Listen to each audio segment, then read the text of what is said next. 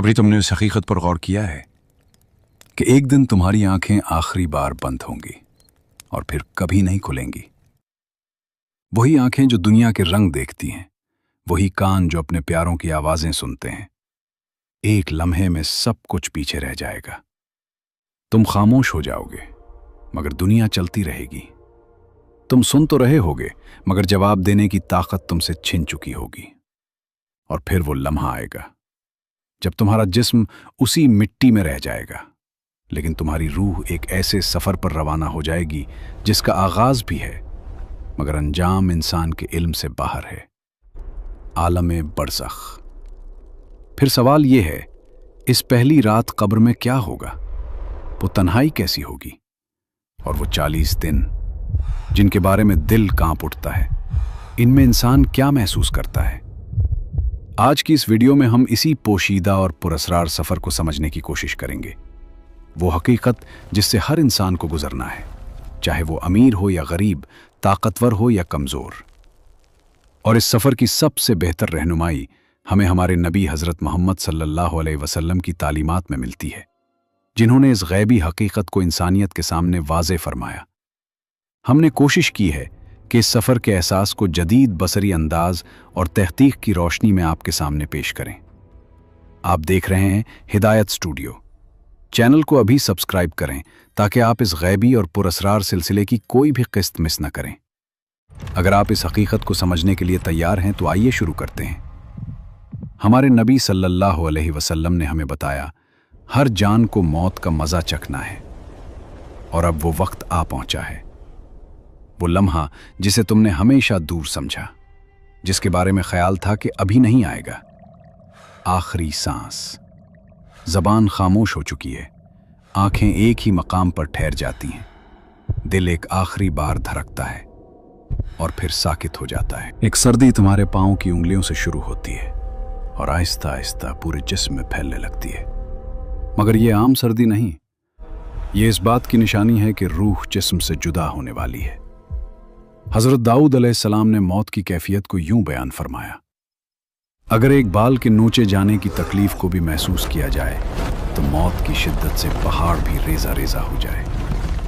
और रिवायत में हज़रत मूसा अलैहिस्सलाम का कौल है, मौत का वक्त ऐसा है जैसे किसी जिंदा जानवर की खाल उतारी जा रही हो। इस लम्हे रूह पांव से खिंचना शुरू होती है, फिर टांगों से, फिर पेट से गुजरती हुई सीने तक पहुंचती है और आखिरकार गले तक आ जाती है। जिंदगी गले में अटक जाती है। इसी कैफियत का जिक्र सूरतुल वाक़िया में भी मिलता है कि जब रूह हलक तक पहुंचती है तो तमाम तकलीफ एक जगह जमा हो जाती है। पूरा जिस्म यूं महसूस करता है जैसे एक ही वक्त में काटा जा रहा हो। जिस्म का हर जर्रा दर्द से तड़प उठता है, जैसे किसी बाल को जड़ से खींचा जा रहा हो। रिवायात के मुताबिक आगाज में रूह जिस्म में आने से हिचकिचाती थी और इसी सबब उसका जुदा होना भी निहायत दुश्वार बना दिया गया है। इसी कशमकश के दौरान एक तारीक अनदेखा वजूद तुम्हारे करीब आता है। वो कोई और नहीं बल्कि शैतान होता है, वही मरदूद जो पूरी जिंदगी तुम्हें बहकाने में लगा रहा, अब आखिरी बार लौटता है। मगर इस मर्तबा वो एक प्याला पानी साथ लाता है। वो तुम्हें शदीद प्यास के जरिए आजमाता है और कहता है, अपना ईमान दे दो और ये पानी ले लो। इस लम्हे तुम्हारी पूरी जिंदगी तुम्हारी नजरों के सामने घूमने लगती है। तुम्हारी इबादत, तुम्हारे गुनाह, तुम्हारे आंसू, तुम्हारी गफलतें और तुम्हारी तौबा, सब कुछ एक साथ उभर आता है। शैतान लगातार वसवसे डालता है, तुम्हारे जहन को भटकाने की कोशिश करता है। रिवायात में आता है कि वो तुम्हारे गुजरे हुए वालदैन की सूरत इख्तियार करके भी तुम्हें धोखा देने की कोशिश कर सकता है, ताकि तुम्हें किसी और रास्ते, किसी और अकीदे की तरफ ले जाए। लेकिन अगर तुम्हारा ईमान मजबूत हो, जैसा कि अहादीस मुबारका में बयान हुआ है, तो तुम इसके फरेब में नहीं आओगे। तुम्हारा दिल साबित कदम रहेगा और तुम इसकी हर बात को ठुकरा दोगे। मगर अगर जिंदगी शक, गफलत और कमजोरी ईमान में गुजरी हो, अगर तुमने अपने यकीन को मजबूत न किया हो, तो इस लम्हे धोखा बहुत करीब आ जाता है और इंसान आखिरी वक्त में लग़ज़िश का शिकार भी हो सकता है। इसीलिए कहा जाता है कि इंसान जिस हालत में ज़िंदगी गुजारता है, अक्सर इसी हालत में उसकी मौत आती है और इसी कैफियत पर उसे दोबारा उठाया जाएगा। जो लोग बगैर ईमान के इस दुनिया से जाते हैं उनके लिए मौत का वक्त निहायत सख्त बताया गया है। फरिश्ते पुकारते हैं, ए नापाक रूह निकल आ, अल्लाह के अजाब की तरफ निकल आ। फिर रूह को जिस्म से शिद्दत के साथ खींच लिया जाता है। जिस्म कांप उठता है, अंदर की कैफियत बदल जाती है, हर रग में एक अजीब बेचैनी दौड़ती है, मगर अब वापसी मुमकिन नहीं होती। तौबा का दरवाज़ा बंद हो चुका होता है और ईमान का फैसला हमेशा के लिए तय हो जाता है। नबी करीम सल्लल्लाहु अलैहि वसल्लम ने मोमिन और काफिर की रूह के निकलने की कैफियत को यूं बयान फरमाया है कि मोमिन की रूह निहायत आसानी और नरमी से जुदा होती है, जैसे मशकीज़े से पानी बह निकलता है, जबकि काफिर की रूह को सख्ती के साथ खींचा जाता है, जैसे गीली रुई में कांटेदार शाख को जोर से निकाला जा रहा हो, जो हर रग और हर आसाब को मुतासिर कर देती है। फिर बयान किया गया है कि जब रूह कब्ज कर ली जाती है तो फरिश्ते उसे लेकर आसमानों की तरफ बढ़ते हैं और हर आसमानी तबके के फरिश्ते सवाल करते हैं, ये नापाक रूह किसकी है?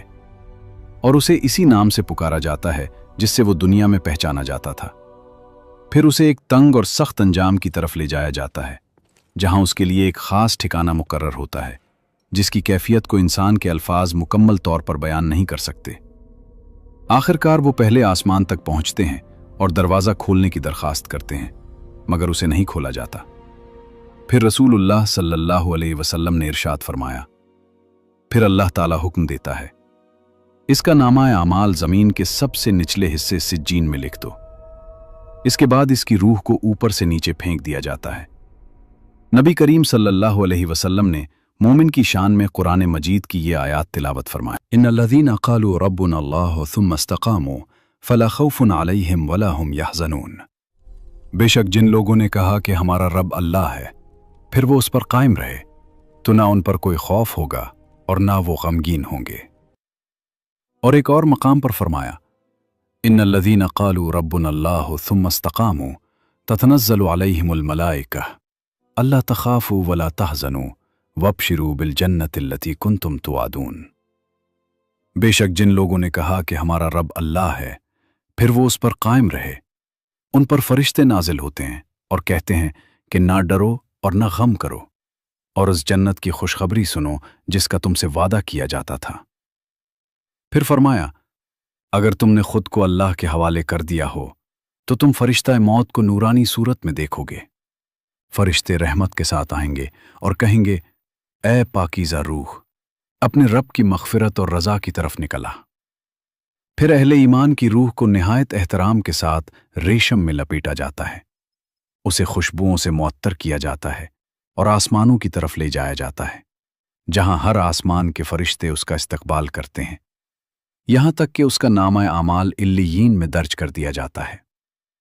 अगरचे जिस्म बज़ाहिर बेजान दिखाई देता है, मगर यही वो कालिब है जिससे रूह वाकिफ थी, और उसके साथ एक पुरअसरार ताल्लुक बरकरार रहता है, ऐसा ताल्लुक कि हर लम्स, पानी का हर कतरा और गुस्ल के दौरान होने वाली हर हरकत को रूह एक ख़ास अंदाज में महसूस करती है, ऐसा अंदाज जिसे जिंदा लोग पूरी तरह समझ नहीं सकते। जैसे नमाज की तैयारी एहतमाम से की जाती है, इसी तरह जिस्म को भी मरहलावार दुआओं और अदब के साथ गुस्ल दिया जाता है, और तुम बतौर रूह ये सब देख रहे होते हो। तुम देखते हो कि कौन तुम्हारे लिए इंतजार कर रहा है, कौन हकीकत में गमगीन है, किसने तुमसे सच्ची मोहब्बत की और कौन सिर्फ रस्म निभाने आया है। सब कुछ तुम्हारे सामने होता है। फिर तुम्हें एक सादा सफ़ेद कफन में लपेट दिया जाता है, बगैर किसी सिलाई के। तुम जो कभी लिबास के इंतखाब में वक्त लगाते थे, अब एक निहायत सादा मगर मानी खेज कफन में ढांप दिए जाते हो। तुम्हारी नमाज़े जनाजा अदा की जाती है, मिट्टी की खुशबू तुम्हारे एहसासात तक पहुंचती है। फिर तुम्हें ज़मीन के हवाले किया जाता है। कब्र तैयार होती है, मिट्टी खोदी जा चुकी होती है, ठंडी, तंग और तारीक। अब यही तुम्हारा नया ठिकाना है। ताबूत खोला जाता है और तुम अपने कफन में लिपटे हुए आहिस्ता आहिस्ता दो अफराद के जरिए कब्र में उतार दिए जाते हो। पहली मिट्टी की मुट्ठी तुम पर डाली जाती है। तुम अब भी सुन सकते हो, मगर अब कोई तुम्हारी आवाज़ नहीं सुन सकता। फिर लोग आहिस्ता आहिस्ता वापस लौट जाते हैं। कदमों की चाप खामोशी में गुम हो जाती है। कल रात तुम अपने नर्म बिस्तर पर सोए थे और आज तुम मिट्टी में लिपटे हुए दो पत्थरों के दरमियान लेटे हो। अचानक कब्र में एक हलचल पैदा होती है, दीवारें दने लगती हैं और दो फरिश्ते जाहिर होते हैं, मुनकिर और नकीर। उनकी निगाहें बिजली की तरह चमकती हैं, उनकी आवाज गरजते तूफान जैसी होती है और वो तुम्हारे सामने सवाल के लिए खड़े होते हैं। ये आजमाइश का लम्हा है। वो करीब आते हैं और पूछते हैं, मन रब्बुक, तुम्हारा रब कौन है? तुम जवाब देते हो, मेरा रब अल्लाह है, जिसकी मैंने सारी जिंदगी इबादत की। फिर सवाल होता है, तुम्हारा दीन क्या है? तुम कहते हो, मेरा दीन इस्लाम है। फिर पूछा जाता है, तुम्हारा नबी कौन है? तुम जवाब देते हो, मेरे नबी हजरत मोहम्मद सल्लल्लाहु अलैहि वसल्लम हैं। फिर सवाल आता है, तुम्हारी किताब क्या है? तुम कहते हो, मेरी किताब कुरान है। फिर पूछा जाता है, तुम्हारे आमाल क्या थे? तुम जवाब देते हो, मेरी नमाजें, मेरा सब्र, मेरा शुक्र और तंगी में दिया गया सदका मेरे गवाह हैं। मोमिन उन सवालों के जवाब जानता है, उसका दिल साबित कदम रहता है। इसी लम्हे के बारे में हजरत अली रजी अल्लाह अन्हु से एक रिवायत बयान की जाती है कि वो हर रात दुआ किया करते थे, ऐ मेरे रब, मुझे मेरी उम्र की हकीकत से आगाह फरमा। और वो अपने एक करीबी दोस्त को चंद माह पहले खो चुके थे। एक रात ऐसा हुआ कि हजरत उमर रजी अल्लाह अन्हु ख्वाब में नजर आए। हजरत अली रजी अल्लाह अन्हु ने खुशी से उन्हें गले लगाया और कहा, मेरे भाई, आप कहाँ थे? उन्होंने जवाब दिया, मैं 6 माह से तुम्हारा मुंतजिर था। उनके चेहरे पर थकन भी थी, मगर एक अजीब सुकून भी नुमाया था। ए अली, सवाल जवाब अभी खत्म हुआ है। इस मरहले में काफी वक्त लगा। मुनकिर और नकीर ने मुझसे मेरी जिंदगी के हर अमल के बारे में पूछा, लेकिन अल्हम्दुलिल्लाह मैं कामयाब हो गया। अहादीस में यह भी बयान किया गया है कि सवाल और जवाब के दौरान एक और हस्ती जाहिर होती है। अगर तुम नेक हो तो तुम एक ऐसे शख्स को देखोगे जो खालिस सफेद लिबास में मलबूस होगा। उसका चेहरा नूर से जगमगा रहा होगा और उसकी खुशबू बयान से बाहर होगी। तुम पूछोगे, तुम कौन हो? वो मुस्कुराते हुए जवाब देगा, मैं तुम्हारे आमाले सालेहा हूं, मैं तुम्हारी नमाजें हूं, तुम्हारे रोजे हूं, मैं वो सजदे हूं जो तुमने रातों में किए, मैं वो आंसू हूं जो तुमने अल्लाह के लिए बहाए, मैं क़यामत तक तुम्हारा साथ देने आया हूं, अब तुम तन्हा नहीं हो। फिर वो तुम्हें कब्र के दबाव, उसकी तंगी और उसकी तकलीफ से बचाएगा। जन्नत की खुशबू तुम्हारी रूह को महका देगी, अंधेरा खत्म हो जाएगा और तुम्हारी कब्र इतनी कुशादा कर दी जाएगी जितनी तुम्हारी निगाह जा सके। अब न कोई खौफ बाकी रहेगा, न कोई दर्द, सिर्फ सुकून होगा। अगर तुम सवालो जवाब में दुरुस्त जवाब दे दो तो तुम्हारे लिए जन्नत का एक दरवाज़ा खोल दिया जाता है और अल्लाह ताला हुक्म फरमाता है कि तुम्हारी कब्र को वसी कर दिया जाए और तुम्हारे लिए जन्नत का बिस्तर तैयार किया जाए। तुम्हारे लिए दरीचा खोल दिया जाता है जहां से जन्नत के मनाजिर दिखाई देते हैं, वही ठिकाना जो अहले ईमान के लिए तैयार किया गया है। तुम्हारा दिल सुकून से भर जाता है और तुम क़यामत तक उन हसैन मनाजिर को देखते रहते हो। फिर जब तुम बरज़ख की राहतों में होते हो तो एक निदा सुनाई देती है, ये तुम्हारा ठिकाना है, ये मेरी रज़ा है और अब मैं तुमसे कभी नाराज नहीं हूंगा। ये उन लोगों का इनाम है जिन्होंने ईमान के साथ मेहनत की और ये वो इत्मीनान है जो अल्लाह को याद करने वालों के लिए रखा गया है। मगर हर कब्र ऐसी नहीं होती। अगर कोई शख्स फरिश्तों के सवालात का जवाब न दे सके, अगर उसने अपनी जिंदगी गफलत में गुजारी हो, खेल तमाशों और ख्वाहिशात में वक्त ज़ाया किया हो, अगर वो अपने रब को पहचान ही न सका हो, तो उसका अंजाम मुख्तलिफ होता है। उससे पूछा जाता है, मन रब्बुक, तुम्हारा रब कौन है? वो कहता है, मुझे मालूम नहीं। फिर पूछा जाता है, तुम्हारा नबी कौन है? वो जवाब देता है, मुझे मालूम नहीं। तुम्हारा दीन क्या है? वो कहता है, मुझे मालूम नहीं। तुम्हारे आमाल क्या थे? वो कहता है, मुझे मालूम नहीं। काफिर और मुनाफिक उन सवालात के दुरुस्त जवाब नहीं दे पाते और फरिश्ते कहते हैं, हम जानते थे कि तुम यही कहोगे। फिर कब्र तंग कर दी जाती है, मिट्टी उसे जकड़ लेती है और वो शख्स हसरत और निदामत में डूब जाता है। हर गुजरता लम्हा उसके अजाब को मजीद बढ़ाता चला जाता है। जो मोहलत तुम्हें दुनिया में दी गई थी वो अब ख़त्म हो चुकी है। न कोई वापसी बाकी है, न कोई दूसरा मौका। अब तुम अपने इर्द गिर्द सिर्फ अपने आमाल के असरात देखते हो। वही गफलत, वही गुनाह, वही वक्त जो ज़ाया किया गया था। हर चीज़ एक वाज़े हकीकत बनकर सामने आ जाती है, जिससे बचने का कोई रास्ता नहीं रहता। फिर एक तवील खामोशी कब्र को घेर लेती है, ऐसी खामोशी जो क़यामत तक कायम रहती है। हर इंसान को इसी रास्ते से गुजरना है, और वहां सिर्फ वही चीज़ फ़ायदा देती है जो अल्लाह के लिए की गई हो। अल्लाह हमें कब्र के इस अंजाम से महफूज रखे और ईमान के साथ जीना और इसी पर खात्मा नसीब फरमाए। इसके बाद एक और अजाब का आगाज होता है। कब्र में 99 सांप मुकर्रर किए जाते हैं, मगर ये दुनिया के सांपों जैसे नहीं होते। हर एक अजाब के लिए पैदा किया गया होता है। हर डिसना रूह को उसके गुनाहों की याद दिलाता है। नबी करीम सल्लल्लाहु अलैहि वसल्लम ने फरमाया, अगर उनमें से एक सांप जमीन पर फूंक मार दे तो कयामत तक वहां कुछ न उगे। ये अजाब जारी रहता है, यहां तक कि आखिरी वक्त करीब आ जाता है, और जब वो दिन आता है तो अजाब खत्म नहीं होता, बल्कि एक नया मरहला शुरू हो जाता है।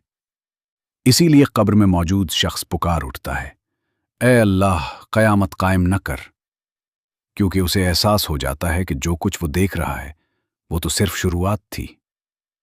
एक मौके पर नबी करीम सल्लल्लाहु अलैहि वसल्लम एक कब्र के पास से गुजरे और अपने सहाबा रज़ी अल्लाह अन्हुम से फरमाया, अगर इस कब्र वाला शख्स दुनिया में वापस आ जाए तो ना अपने घर वालों की तरफ जाएगा, ना अपने माल की फिक्र करेगा, बल्कि सिर्फ 2 रकत नमाज अदा करना चाहेगा, क्योंकि अब इस पर हकीकत वाज़े हो चुकी है और एक दिन हम सब पर भी वाज़े हो जाएगी। ज़ैद बिन साबित रज़ी अल्लाह अन्हु रिवायत करते हैं कि एक मर्तबा हम रसूलुल्लाह सल्लल्लाहु अलैहि वसल्लम के साथ बनी नज्जार के एक बाग की तरफ गए। आप सल्लल्लाहु अलैहि वसल्लम अपनी सवारी पर थे कि अचानक वो जानवर बदक गया और करीब था कि आप सल्लल्लाहु अलैहि वसल्लम को गिरा देता। हमने देखा कि वहां कई कब्रें मौजूद थीं। तब रसूलुल्लाह सल्लल्लाहु अलैहि वसल्लम ने फरमाया, क्या तुम जानते हो कि इन कब्रों वालों को क्यों अजाब दिया जा रहा है? हमने अर्ज किया, अल्लाह और उसके रसूल सल्लल्लाहु अलैहि वसल्लम बेहतर जानते हैं।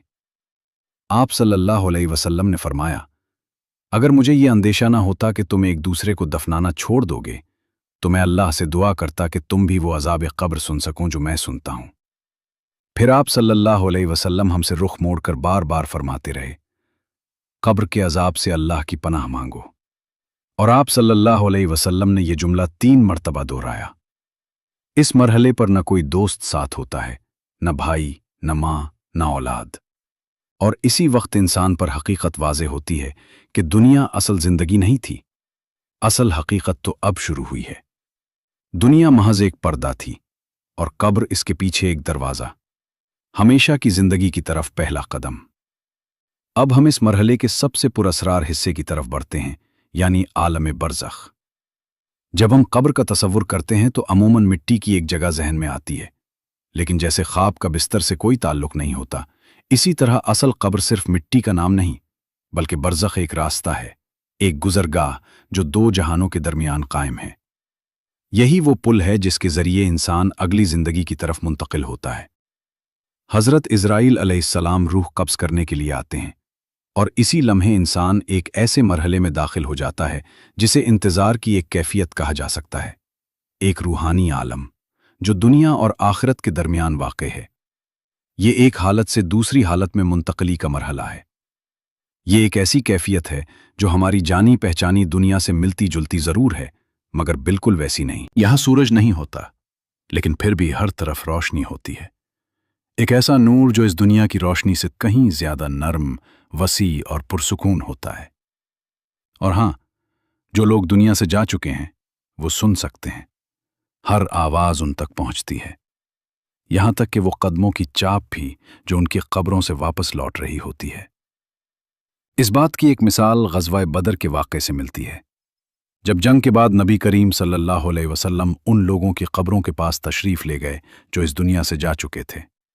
अबू जहल, उतबा, शैबा, इब्ने अबी मुईत, और आप सल्लल्लाहु अलैहि वसल्लम ने उनसे फरमाया, क्या तुमने वो सच पा लिया जिसका वादा अल्लाह और उसके रसूल ने किया था?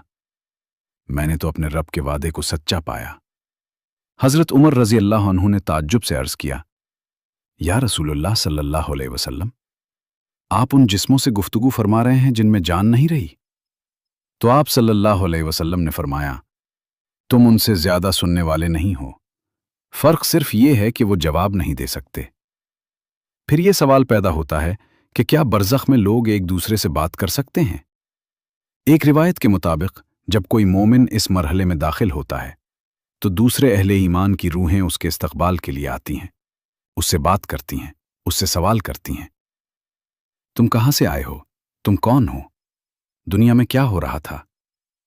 اور اگر کسی ایسے شخص کا ذکر ہو جسے وہ نہ پہچان سکیں تو وہ کہتے ہیں، ہم نے اسے یہاں نہیں دیکھا۔ پھر وہ یہ نتیجہ نکالتے ہیں کہ اگر وہ یہاں نہیں ہے تو وہ کسی اور مقام پر ہوگا۔ سجین میں، ایک ایسی جگہ جہاں تنہائی، قید اور تاریکی اس کا مقدر بن چکی ہوتی ہے۔ لیکن اگر وہ روح مومن کی ہو تو وہ اپنے ان عزیزوں اور رشتہ داروں سے ملتی ہے جو اس سے پہلے دنیا سے جا چکے ہوتے ہیں۔ اس عالم میں ایک عجیب سکون ہوتا ہے، ملاقاتیں بھی ہوتی ہیں، بات چیت بھی ہوتی ہے، اور تعلق کا ایک روحانی سلسلہ جاری رہتا ہے۔ اور اس سے بھی زیادہ حیران کن بات یہ بیان کی جاتی ہے کہ بعض خاص روحیں اپنے ان پیاروں سے بھی کسی درجے میں باخبر رہ سکتی ہیں جو ابھی دنیا میں زندہ ہوتے ہیں، کبھی خواب کے ذریعے، کبھی کسی اور روحانی کیفیت کے ذریعے۔ ایک روایت میں یہ بھی آتا ہے کہ جب کوئی فوت شدہ شخص خواب میں نظر آئے تو اسے سچا خواب یعنی رویائے صادقہ سمجھا جاتا ہے، گویا برزخ کی طرف سے ایک پیغام، اور اس سے یہ اشارہ ملتا ہے کہ روحوں کا تعلق ایک ایسے عالم سے ہے جسے عالم مثال کہا جاتا ہے۔ اسی لیے جب کوئی شخص اپنے فوت شدہ والدین، بچوں یا عزیزوں کو خواب میں دیکھتا ہے تو وہ خواب محض خیال نہیں ہوتا، بلکہ ایک روحانی ملاقات کی جھلک بھی ہو سکتی ہے جو عالم ارواح سے جڑی ہوتی ہے۔ یہ تمام باتیں مختلف احادیث اور روایات کی روشنی میں بیان کی جاتی ہیں۔ بعض اہل علم کے مطابق اہل جنت کی روحیں برزخ میں سبز پرندوں کے ساتھ ایک آزادانہ کیفیت میں رہتی ہیں، اور ایک قول میں یہ بھی ذکر ملتا ہے کہ وہ جنت میں سیر کرتی ہیں۔ کچھ علماء نے یہ بھی کہا ہے کہ جب تم کسی قبر کی زیارت کرتے ہو تو ممکن ہے وہاں موجود شخص کسی روحانی انداز میں تمہاری بات سن رہا ہو۔ مثال کے طور پر، جب تم اپنی والدہ کی قبر پر جا کر دعا کرتے ہو اور قریب ہی کسی درخت سے پرندے کی آواز سنائی دیتی ہے، تو یہ ایک تصور پیش کیا جاتا ہے کہ شاید یہ کسی روحانی اظہار کی ایک علامت ہو، اگرچہ اس کی اصل حقیقت اللہ ہی بہتر جانتا ہے۔ ایک روایت میں حضرت ام ہانی رضی اللہ عنہا، جو حضرت علی رضی اللہ عنہ کی بہن تھیں، نے نبی کریم صلی اللہ علیہ وسلم سے سوال کیا، جب ہم اس دنیا سے چلے جائیں گے تو کیا ہم ایک دوسرے کو دیکھ سکیں گے اور مل سکیں گے؟ آپ صلی اللہ علیہ وسلم نے فرمایا، روح ایک پرندے کی مانند ہو جاتی ہے جو جنت کے پھلوں سے رزق پاتی ہے، اور جب قیامت کا دن آئے گا تو ہر روح اپنے جسم کی طرف لوٹا دی جائے گی۔ پھر ایک شخص نے عرض کیا، یا رسول اللہ صلی اللہ علیہ وسلم، کیا وفات پانے والے ایک دوسرے کو پہچانتے ہیں؟ آپ صلی اللہ علیہ وسلم نے فرمایا، وہ ایک دوسرے کو ایسے پہچانتے ہیں جیسے ایک ہی درخت پر بیٹھے پرندے ایک دوسرے کو پہچان لیتے ہیں۔ اس کا مطلب یہ ہے کہ ہمارے اپنے ہم سے ہمیشہ کے لیے جدا نہیں ہوتے، وہ صرف ایک اور عالم میں منتقل ہو جاتے ہیں، اپنی قبروں میں ایک انتظار کی کیفیت میں ہوتے ہیں، اور برزخ میں وقت دنیا کے مقابلے میں کہیں زیادہ تیزی سے گزرتا ہے۔ نہ موت ہمیشہ کی جدائی ہے، نہ یہ فاصلہ دائمی ہے، بلکہ یہ ایک مرحلہ ہے جس کے بعد دوبارہ ملاقات کا دن آئے گا۔ روحوں کا تعلق مکمل طور پر ختم نہیں ہوتا، صرف ایک پردہ حائل ہو جاتا ہے جو دونوں جہانوں کو جدا کرتا ہے۔ موت اس تعلق کو ختم نہیں کرتی، بلکہ اسے ایک نئے عالم میں منتقل کر دیتی ہے۔ بعض روایات میں یہ بھی ذکر ملتا ہے کہ اہل قبر میں سے جنہیں اللہ کی طرف سے اجازت ملے، وہ کبھی کسی خاص صورت میں ظاہر بھی ہو سکتے ہیں، نیک شکل میں زندہ لوگوں کے درمیان نظر آ سکتے ہیں۔ نبی کریم صلی اللہ علیہ وسلم کے زمانے میں بنی صالح کے ایک نوجوان بشر کا انتقال ہوا۔ اس کی والدہ شدید غم میں ڈوب کر نبی کریم صلی اللہ علیہ وسلم کی خدمت میں حاضر ہوئیں اور عرض کیا، یا رسول اللہ صلی اللہ علیہ وسلم، ہماری قوم کے لوگ ایک کے بعد ایک وفات پا رہے ہیں، کیا میں اپنے بیٹے بش تک ان کے ذریعے سلام پہنچا سکتی ہوں؟ آپ صلی اللہ علیہ وسلم نے فرمایا، ہاں، اس ذات کی قسم جس کے ہاتھ میں میری جان ہے، وفات پانے والے ایک دوسرے کو پہچانتے ہیں، وہ ایسے ملتے ہیں جیسے ایک ہی درخت کی شاخ پر بیٹھے پرندے ایک دوسرے کو پہچان لیتے ہیں۔ اس کے بعد یہ حال ہو گیا کہ جب بھی قبیلے میں کوئی شخص آخری لمحات میں ہوتا تو اس کے عزیز اس سے کہتے، میرے بیٹے بش کو میرا سلام پہنچا دینا۔ اور جن لوگوں نے اپنے پیاروں کو کھو دیا ہے وہ یہ بات یاد رکھیں۔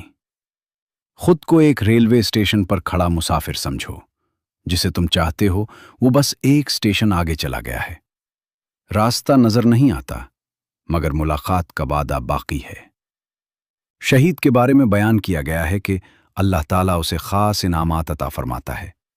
اسے وفات کے فوراً بعد جنت میں اس کا مقام دکھا دیا جاتا ہے اور اسے اللہ کے حضور خاص رزق عطا ہوتا ہے۔ رسول اللہ صلی اللہ علیہ وسلم نے فرمایا کہ شہید کو نہ صرف آخرت میں بلند مقام ملتا ہے بلکہ برزخ میں بھی اسے ایک خاص زندگی دی جاتی ہے جہاں وہ اللہ کے ہاں رزق پاتا ہے۔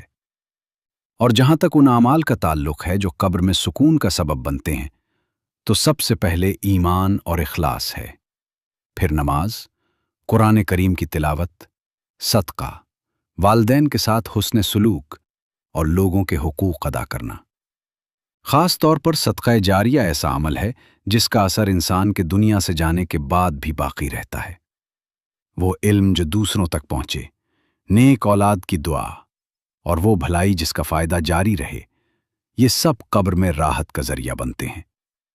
نبی کریم صلی اللہ علیہ وسلم نے فرمایا کہ جب انسان دنیا سے رخصت ہو جاتا ہے تو اس کے اعمال منقطع ہو جاتے ہیں سوائے 3 چیزوں کے: صدقہ جاریہ، ایسا علم جس سے فائدہ اٹھایا جائے، اور نیک اولاد جو اس کے لیے دعا کرے۔ اسی لیے نیک لوگ اپنے پیچھے ایسے اعمال چھوڑ جاتے ہیں جو ان کے لیے روشنی بن جاتے ہیں، اور یہی روشنی ان کی قبر کو روشن رکھتی ہے۔ قبر کے عذاب سے اسے محفوظ رکھا جاتا ہے، وہ قیامت کے بڑے خوف سے بھی امن میں رہتا ہے۔ اس کے سر پر عزت کا تاج رکھا جاتا ہے جس کا ایک ہی یاقوت دنیا اور اس کی تمام چیزوں سے بہتر ہوتا ہے۔ اسے جنت کی نعمتیں عطا کی جاتی ہیں اور وہ اپنے اہل و عیال میں سے ان لوگوں کے لیے شفاعت کا ذریعہ بنتا ہے جن کے بارے میں اللہ تعالیٰ اجازت دے۔ لیکن شہداء سے بھی بلند درجہ اہل علم کا بیان کیا گیا ہے۔ نبی کریم صلی اللہ علیہ وسلم نے فرمایا، قیامت کے دن علماء کی سیاہی کو شہداء کے خون کے مقابلے میں تولا جائے گا تو علماء کی سیاہی زیادہ وزنی ہوگی۔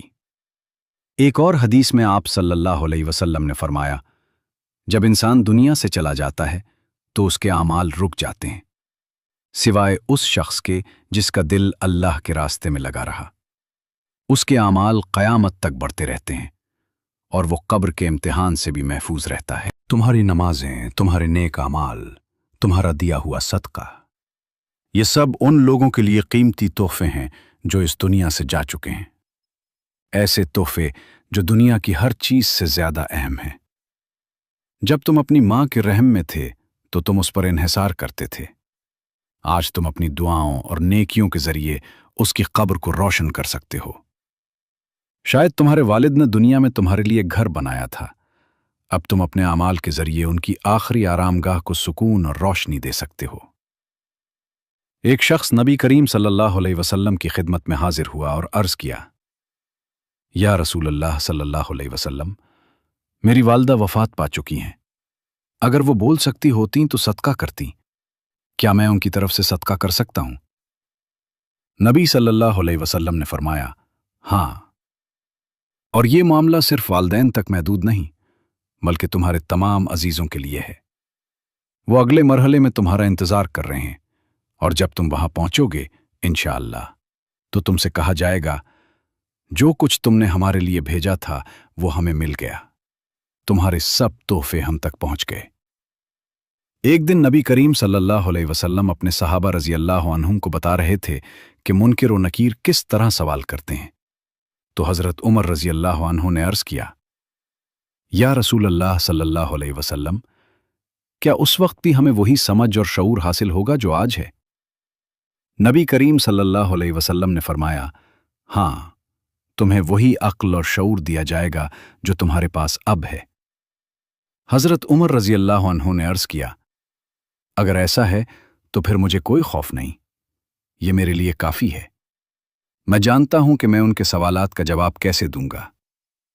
جب تمہارا وقت آئے گا تو برزخ کے عالم میں ایک ایسا قافلہ تمہارا منتظر ہوگا جس سے تم نے پہلے کبھی ملاقات نہیں کی ہوگی۔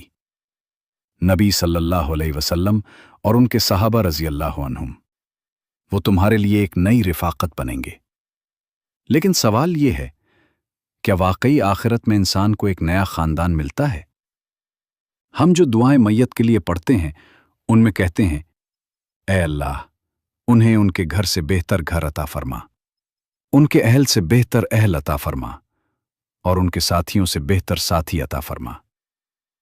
بعض اہل علم کے نزدیک اس دعا میں جس نئے خاندان کا ذکر ہے، اس سے مراد وہ نیک روحیں اور مومن ہیں جو عالم برزخ میں موجود ہوتے ہیں، جو وہاں انسان کے ساتھی اور رفیق بن جاتے ہیں۔ کچھ علماء اس کی وضاحت یوں کرتے ہیں کہ دنیا میں تمہارا خاندان وہی رہتا ہے، لیکن آخرت میں دلوں کی تمام کدورتیں، نفرتیں، حسد اور برے جذبات ختم کر دیے جاتے ہیں۔ یوں ملاقات تو وہی ہوتی ہے، مگر بغیر کسی تلخی کے، بغیر غرور کے، بغیر دل دکھانے کے، صرف خالص اور پاکیزہ محبت کے ساتھ۔ ایک اور رائے یہ بھی ہے کہ جنت میں انسان اپنے اہل خانہ، اپنے دوستوں اور ان مومنوں کے ساتھ ہوگا جنہوں نے اس کے ساتھ ایمان اور عبادت کا راستہ اختیار کیا تھا۔ وہ تمہارے ساتھ ہوں گے اور تم ان کے ساتھ۔ ان تمام آراء میں جو بھی درست ہو، حقیقت یہی ہے کہ جب تمہارے اپنے اس دنیا سے رخصت ہوتے ہیں تو تمہارا تعلق ان سے ختم نہیں ہوتا، بلکہ ایک نئے مرحلے میں داخل ہو جاتا ہے، جہاں دوبارہ ملاقات کا وعدہ باقی رہتا ہے۔ رسول اللہ صلی اللہ علیہ وسلم نے فرمایا کہ جب تم مرغ کی آواز سنو تو اللہ سے اس کا فضل مانگو، کیونکہ اس نے فرشتے کو دیکھا ہوتا ہے، اور جب تم گدھے کی آواز سنو تو شیطان سے اللہ کی پناہ مانگو، کیونکہ اس نے شیطان کو دیکھا ہوتا ہے۔ یہ بھی بیان کیا گیا ہے کہ قبر کے عذاب کی آواز ایسی ہوتی ہے کہ اسے انسان اور جن کے سوا باقی مخلوق سن سکتی ہے۔ اللہ تعالیٰ نے ان حقیقتوں کو ہم سے اس لیے پوشیدہ رکھا ہے کہ ہم انہیں برداشت نہیں کر سکتے۔ ذرا سوچو، اگر انسان کو ہر وہ چیز سننے اور دیکھنے کی طاقت دے دی جائے جو اس کے ارد گرد موجود ہے مگر اس سے چھپی ہوئی ہے، تو زندگی کتنی بوجھل ہو جائے۔ اسی لیے اللہ تعالیٰ نے ہر چیز کو ایک حد میں رکھا ہے، نہ زیادہ نہ کم، تاکہ انسان اپنی زندگی توازن کے ساتھ گزار سکے، اور اصل آزمائش ایمان کی رہے، نہ کہ دیکھنے اور سننے کی۔ یہی پردہ غیب دراصل دنیا اور آخرت کے درمیان ایک حکمت ہے، ایک ایسا نظام جس کے پیچھے بے شمار حقیقتیں پوشیدہ ہیں جن تک انسان ابھی نہیں پہنچ سکتا۔ اگر انسان قبروں سے اٹھنے والی آہوں اور چیخوں کو سن سکتا تو شاید کوئی بھی اسے برداشت نہ کر پاتا، عقلیں منتشر ہو جاتے اور زمین پر جینا مشکل ہو جاتا۔ اللہ تعالیٰ نے اپنی رحمت سے ہمارے حواس کو اسی حد تک محدود رکھا ہے جتنا ہم برداشت کر سکتے ہیں۔ اسی لیے ہماری سماعت، بصارت اور سمجھ کو ایک خاص توازن میں رکھا گیا ہے۔ نبی کریم صلی اللہ علیہ وسلم نے فرمایا، اللہ سے اس طرح حیا کرو جیسے تم کسی نہایت باحیا شخص سے کرتے ہو، کیونکہ اگر تم انسان سے شرماتے ہو تو اللہ تمہیں ہر لمحہ دیکھ رہا ہے۔ یاد رکھو، تمہاری زندگی کا اصل نگران کوئی انسان نہیں بلکہ اللہ ہے، اور اس کے ساتھ وہ فرشتے بھی ہیں جو تمہارے اعمال کو لکھ رہے ہیں، اور شیطان بھی ہے جو تمہیں بہکانے کی کوشش میں لگا رہتا ہے۔ تمہارے دل کا رخ ہی تمہاری اصل حقیقت کو ظاہر کرتا ہے۔ روح دراصل انسان کی اصل پہچان ہے، اور روایات میں اس کی کیفیت اور اثرات کا ذکر ملتا ہے۔ جب انسان نیکی کی طرف بڑھتا ہے تو اس کی روح پاکیزگی کی طرف مائل ہوتی ہے، اور جب وہ برائی کا ارادہ کرتا ہے تو اس کے اثرات اس کے حال پر ظاہر ہونے لگتے ہیں۔ یہاں تک کہ زمین بھی انسان کے اعمال سے ایک نسبت رکھتی ہے۔ قرآن مجید میں یہ اشارہ ملتا ہے کہ کچھ لوگوں پر آسمان و زمین نہیں روتے، یعنی نیک اور بد اعمال کے اثرات مختلف ہوتے ہیں، اور نیک لوگوں کے جانے پر زمین ایک خاص معنی میں ان کی جدائی کو محسوس کرتی ہے۔ نبی کریم صلی اللہ علیہ وسلم نے فرمایا کہ جب مومن کی روح اٹھائی جاتی ہے تو فرشتے اس کی خوشبو محسوس کرتے ہیں اور اس کی تعریف کرتے ہیں، جبکہ بدعمال لوگوں کے انجام کے بارے میں بھی مختلف روایات میں سخت باتیں بیان ہوئی ہیں۔ یہ بھی ذکر کیا جاتا ہے کہ روحیں اللہ کے حکم سے اپنے انجام اور مقام کو دیکھتی ہیں، اور کبھی اللہ تعالیٰ اپنے خاص بندوں پر ایسے مناظر ظاہر کر دیتا ہے جو دوسروں کے لیے نصیحت بن جاتے ہیں۔ پھر ایک سوال کیا گیا، کیا فرشتوں کو معلوم ہوتا ہے کہ انہیں عذاب دیا جا رہا ہے؟ جواب دیا گیا، آسمانوں میں کوئی ایسا فرشتہ نہیں جو ان کے حال سے بے خبر ہو۔ اب ذرا غور کرو، تمہارے وہ عزیز جو اس دنیا سے جا چکے ہیں، وہ بھی کسی نہ کسی درجے میں تمہاری خبر رکھتے ہیں۔ ایک شخص اپنے والد کے انتقال کے بعد گناہوں میں پڑ گیا۔ ایک رات اس نے خواب میں اپنے والد کو دیکھا۔ وہ کہہ رہے تھے، میرے بیٹے، ہم تمہارے نیک اعمال پر فخر کیا کرتے تھے، مگر ایک دن تم نے ہمیں شرمندہ کر دیا۔ دوبارہ ہمیں نیک لوگوں کے سامنے شرمندہ نہ کرنا۔ اس لمحے نے اس کی زندگی بدل دی، اور اس کے بعد وہ ہر رات دعا کرنے لگا، اے نیکوں کے رب، اے سب سے زیادہ رحم فرمانے والے، مجھے ہدایت دے اور مجھے سیدھے راستے پر قائم رکھ۔ گناہگار کے لیے دعا کی جاتی ہے، اے اللہ، اسے ہماری طرف اس طرح لوٹا کہ یہ دوبارہ اپنی پرانی حالت کی طرف نہ جائے۔ بعض روایات میں یہ بات بھی بیان کی جاتی ہے کہ انسان کے اعمال اس کے ان عزیزوں کے سامنے پیش کیے جاتے ہیں جو دنیا سے جا چکے ہیں۔ اگر اعمال اچھے ہوں تو وہ خوش ہوتے ہیں، اور اگر برے ہوں تو وہ اللہ سے دعا کرتے ہیں کہ اسے ہدایت عطا فرمائے۔ یہ ان لوگوں کی دعائیں ہیں جو ہم سے پہلے جا چکے ہیں۔ موت کے بعد کے ابتدائی ایام کو بعض اہل علم یاد دہانی اور آزمائش کا وقت قرار دیتے ہیں۔ تصور کرو، ایک روح اپنی خاموش قبر میں موجود ہے، پھر اسے اس کے اعمال اور دعاؤں کے اثرات سے آگاہ کیا جاتا ہے، کبھی کسی کے صدقے کی صورت میں، کبھی دعا کی صورت میں، کبھی کسی جاری نیکی کے اثر کے طور پر جو اس کے لیے روشنی بن جاتا ہے۔ یہ کیفیت ایسی ہوتی ہے جیسے جلتی ہوئی زمین پر ٹھنڈی بارش برس جائے، جو خوف کو کم کر دے، قبر کو روشن کر دے اور روح کو سکون عطا کرے۔ اگرچہ دنیا کی زندگی ختم ہو چکی ہوتی ہے، مگر یہ ایک یاد دہانی ہوتی ہے کہ روح کا تعلق مکمل طور پر ختم نہیں ہوتا۔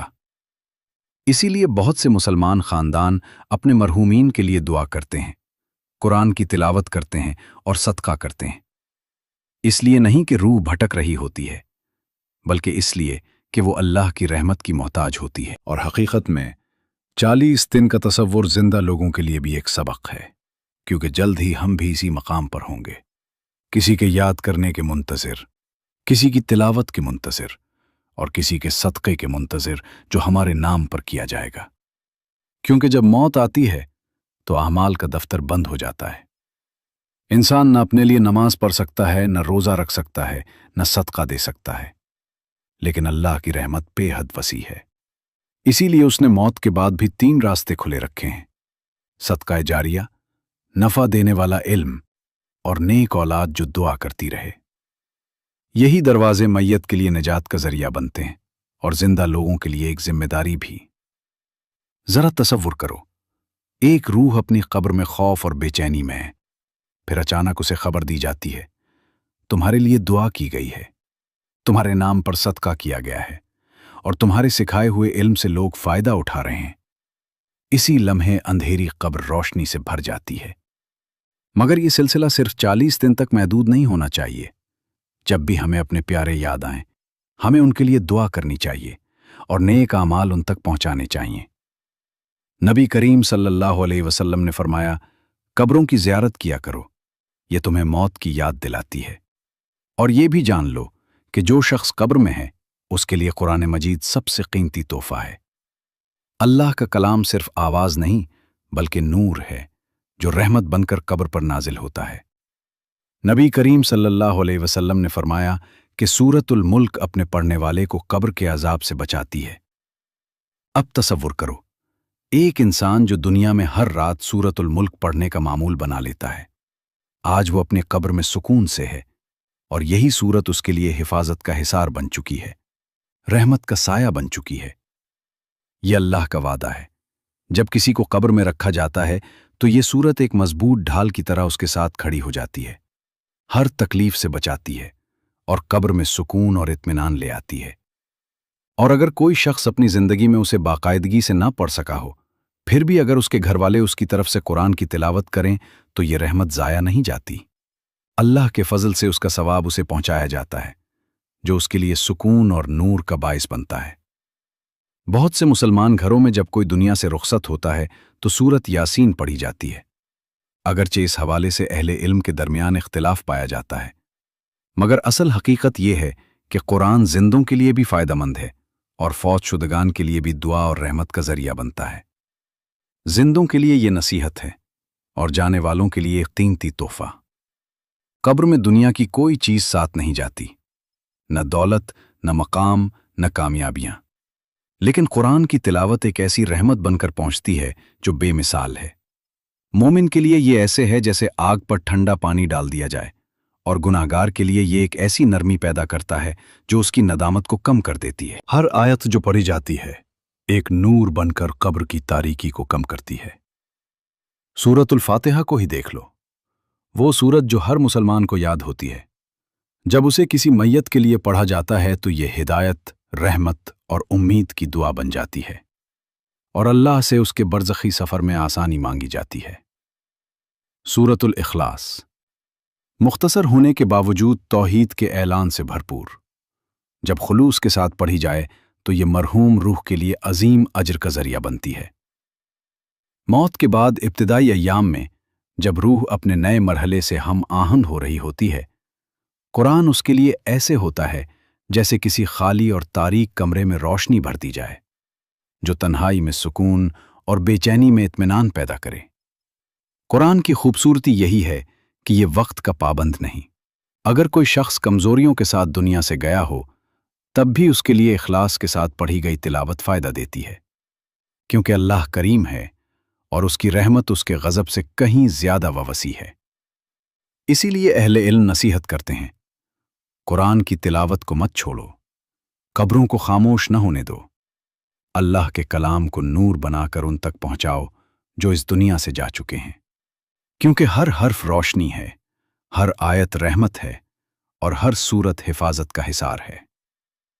جب کوئی انسان گناہوں کی حالت میں قبر میں داخل ہوتا ہے تو اس کے سامنے ایک پردہ ہٹا دیا جاتا ہے اور اسے کہا جاتا ہے، دیکھو، یہ وہ چیزیں ہیں جن کے پیچھے تم نے اپنی زندگی لگا دی، مال، مقام، شہرت۔ تم نے میرے راستے کو نظر انداز کیا، اب دیکھو تم نے کیا حاصل کیا اور کیا کھو دیا۔ اسی لمحے اسے جنت کی ایک جھلک دکھائی جاتی ہے تاکہ اسے احساس ہو کہ وہ کیا کچھ پا سکتا تھا، اور یہی منظر اس کے لیے ایک شدید حسرت بن جاتا ہے۔ پھر ایک اور منظر سامنے آتا ہے، تم اپنا مال دیکھتے ہو، اپنا گھر دیکھتے ہو، وہ سب کچھ جس کے لیے تم نے محنت کی تھی، مگر اب وہ دوسروں کے ہاتھوں میں جا چکا ہے۔ لوگ اس سے فائدہ اٹھا رہے ہیں جسے تم نے اپنے لیے جمع کیا تھا، وہ مال جو اللہ کی راہ میں خرچ نہ کیا گیا، وہ زکوٰۃ جو روکی گئی، وہ صدقہ جو دیا نہ گیا۔ تمہارا جسم مٹی میں تحلیل ہو رہا ہے، جبکہ تمہارے وارث تمہاری چھوڑی ہوئی چیزوں سے فائدہ اٹھا رہے ہیں، اور تم تنہا کھڑے ہو اپنے اعمال کا حساب دیتے ہوئے۔ پھر ایک آواز تم سے کہتی ہے، تمہارے ساتھ کچھ بھی باقی نہیں رہا، اور اس سے بڑھ کر یہ دیکھو کہ تم نے کیا کھو دیا، جنت۔ تم نے عارضی چیزوں کے لیے کیا قربان کیا، تم نے ہمیشہ کی زندگی کو فانی چیزوں کے بدلے بیچ دیا۔ تمہاری سب سے بڑی دولت تمہاری زندگی کا وقت تھا، اگر وہ اللہ کے راستے کے علاوہ کہیں اور صرف ہو گیا تو پھر تمہارے پاس کیا باقی رہا؟ اس لیے ان لوگوں پر رشک نہ کرو جو دنیا میں آسائشوں میں ہیں مگر اپنے اصل مقصد کو بھول چکے ہیں۔ چاہے کوئی کتنا ہی طاقتور ہو، کتنا ہی مالدار ہو، قبر سب کو ایک جیسا کر دیتی ہے۔ وہاں نہ عہدے کام آتے ہیں نہ دولت، صرف ایمان اور اعمال ساتھ جاتے ہیں۔ اللہ ہمیں ان لوگوں میں شامل فرمائے جو ایمان کے ساتھ قبر میں داخل ہوں، جن کے لیے قبر آسان ہو اور جنہیں نجات نصیب ہو۔ ذرا سوچو، اگر نبی کریم صلی اللہ علیہ وسلم آج ہمارے اعمال دیکھیں تو ہمارے بارے میں کیا فرمائیں؟ آخرت میں داخل ہونا ایسے ہے جیسے برسوں کی اداکاری کے بعد سٹیج چھوڑ کر حقیقت کا سامنا کرنا، ان لوگوں کے ساتھ جا کھڑے ہونا جو پہلے ہی سب کچھ دیکھ رہے ہیں۔ اپنے آپ سے سوال کرو، کیا فرشتے تم سے راضی ہیں یا شیطان تم پر غالب آ چکا ہے؟ अगर नबी सल्लल्लाहु अलैहि वसल्लम तुम्हें देखें तो वो तुम्हारे बारे में क्या कहेंगे? जब तुम्हारे अपने जो कब्रों में जा चुके हैं तुम्हारी खबरें सुनते हैं तो क्या वो खुश होते हैं या गमगीन? इसका जवाब अभी लिखा जा रहा है। तुम्हारी हर सांस के साथ, तुम्हारे हर फैसले के साथ, तुम्हारे हर कदम के साथ। नमाज को मुअख्खर न करो, तौबा को मत टालो। अगर किसी को गले लगाना है तो आज ही लगा लो। अगर किसी का दिल दिखाया है तो अभी उसे जोड़ लो। अगर तुम अल्लाह से दूर हो गए हो तो अभी लौट आओ, क्योंकि शायद कल तुम्हारे पास ना हो। और अब दुआ। ए अल्लाह, हमें ईमान के साथ जिंदा रख और ईमान के साथ दुनिया से रुखसत फरमा। हमारे आखिरी कलिमात ला इलाहा इल्लल्लाह बना दे। हमें कब्र की तारीकी में तन्हा न छोड़। हमारी कब्रों को नूर और सुकून से भर दे। और ए अल्लाह, जो भी ये सुन रहा है उसकी कब्र को जन्नत के बागों में से एक बाग बना दे। हम तुम्हें नरमी के साथ याद दिलाते हैं, असल जिंदगी कब्र के बाद शुरू होती है। इसलिए दुनिया में ऐसे जी कि आखिरत नजरों से ओझल ना हो, क्योंकि वहां ये नहीं पूछा जाएगा कि तुमने कितनी लंबी उम्र पाई, बल्कि ये देखा जाएगा कि तुमने अपनी जिंदगी कैसे गुजारी। तुम्हारे आमाल इसी वक्त तुम्हारी कब्र का ठिकाना तैयार कर रहे हैं। तुम या तो अल्लाह को राजी करके जाओगे या उसकी नाराजी के साथ अपने गुनाहों का बोझ उठाए हुए। तुम्हारी कब्र या तो जन्नत का बाग बनेगी या जहन्नम का गराह। आज की जिंदगी तुम्हारी मौत का रुख तय करती है और तुम्हारी मौत ये फैसला करती है कि आगे तुम क्या देखोगे। वो मरहला तुम्हारा इंतजार कर रहा है जब तुम मिट्टी के हवाले कर दिए जाओगे। फिर एक तवील खामोशी के बाद एक आवाज उठेगी, ऐसी आवाज जो सब कुछ हिला देगी। एक ऐसा ऐलान जो इस कायनात के सबसे बड़े वाक़े की निशानी होगा, कयामत का दिन। अगर कभी तुम खुद को इस वसी दुनिया में अकेला महसूस करो तो याद रखो, यह पैगाम तुम्हारे लिए है। अगर इस याद दहानी ने तुम्हारे दिल को छुआ है तो इसे सुनकर नजरअंदाज न करो, बल्कि अपनी जिंदगी का हिस्सा बना लो। क्योंकि असल कामयाबी यही है कि इंसान अपनी आखिरत को भूलने से पहले उसे याद कर ले। याद रखो, ये दुनिया सिर्फ एक आर्जी ठहराव है। असल जिंदगी वो है जहां हर अमल का हिसाब होना है। और याद रखो, ये दास्तान अभी खत्म नहीं हुई, असल सफर तो अभी बाकी है। या अल्लाह, हमारे दिलों को अपने जिक्र से रोशन फरमा और हमें गफलत से महफूज रख। हमें सच्ची तौबा अता फरमा और ईमान पर साबित कदम रख। हमारी मग़फ़िरत फरमा, हमारी कब्रों को नूर और सुकून से भर दे और हमें अपने नेक बंदों में शामिल फरमा। आमीन।